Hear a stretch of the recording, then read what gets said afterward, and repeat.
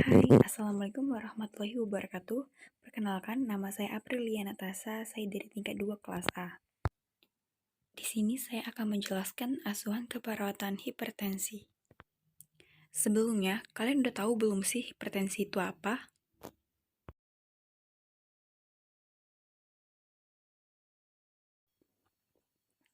Hipertensi adalah suatu kondisi di mana terjadinya peningkatan tekanan darah secara abnormal.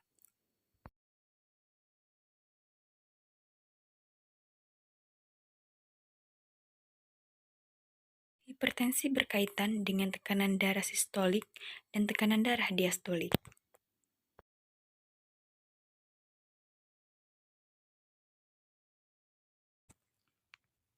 Tekanan darah sistolik adalah jumlah yang diukur dalam setiap detak ketika jantung berkontraksi dan mendorong darah melalui arteri ke seluruh tubuh.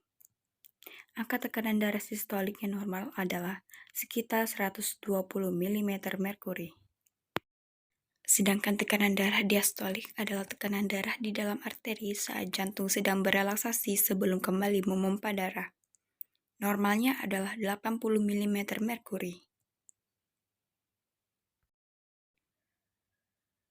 Hipertensi adalah penyebab kematian kelima terbesar di Indonesia. Menurut Badan Kesehatan Dunia (WHO) tahun 2015, hipertensi termasuk penyebab kematian nomor 1 di dunia. Secara global, kematian yang disebabkan oleh hipertensi mencapai 8 juta setiap tahun, dan 1,5 juta berada di Asia Tenggara.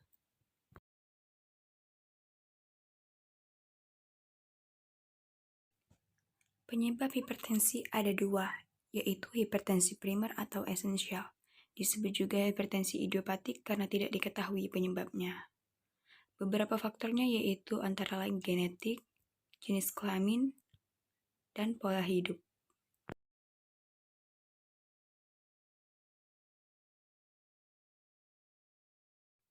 Penyebab kedua adalah hipertensi sekunder, salah satu contohnya adalah hipertensi vaskular renal. Kelainan ini dapat bersifat kongenital atau akibat aterosklerosis.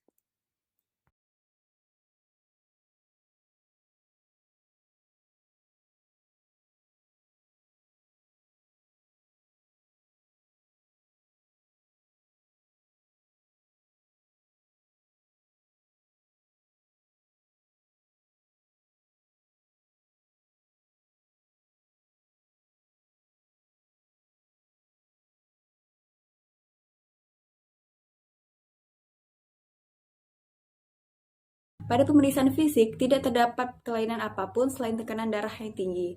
Tetapi dapat pula terjadi perubahan pada retina, seperti pendarahan, eksudat, atau kumpulan cairan, penyempitan pembuluh darah, dan pada kasus yang berat terjadi edema pupil.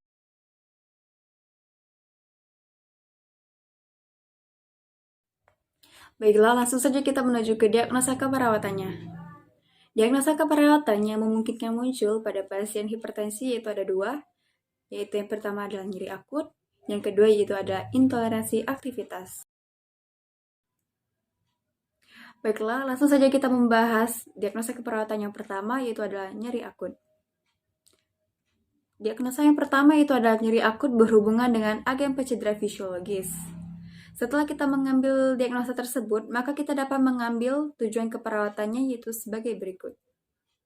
Setelah dilakukan tindakan keperawatan selama 3 kali 24 jam, maka diharapkan nyeri akut dapat teratasi dengan kriteria hasil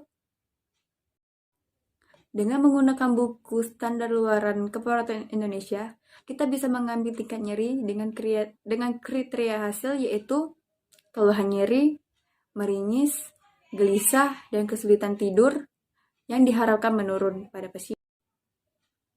Setelah kita menentukan tujuan keperawatannya, maka kita dapat menentukan intervensi keperawatannya dengan cara observasi.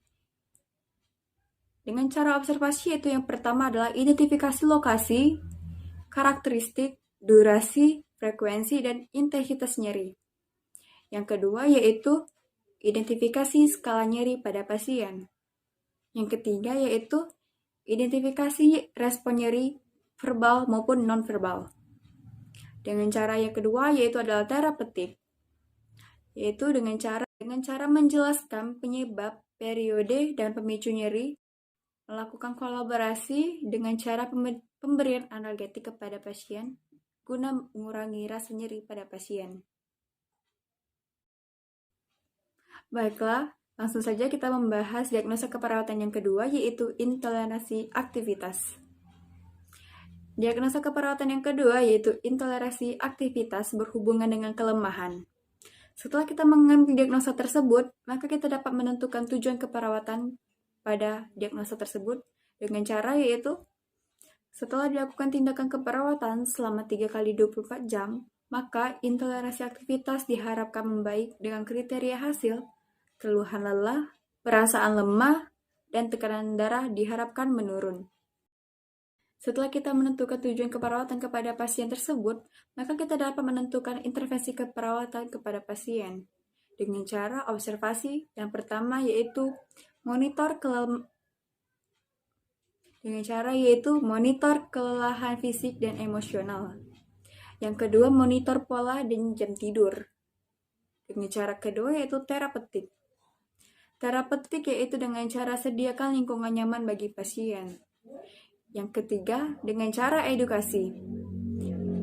Dengan cara edukasi, kita bisa menganjurkan tirah baring kepada pasien. Baiklah, itu saja video yang dapat saya sampaikan. Terima kasih atas waktunya. Assalamualaikum warahmatullahi wabarakatuh.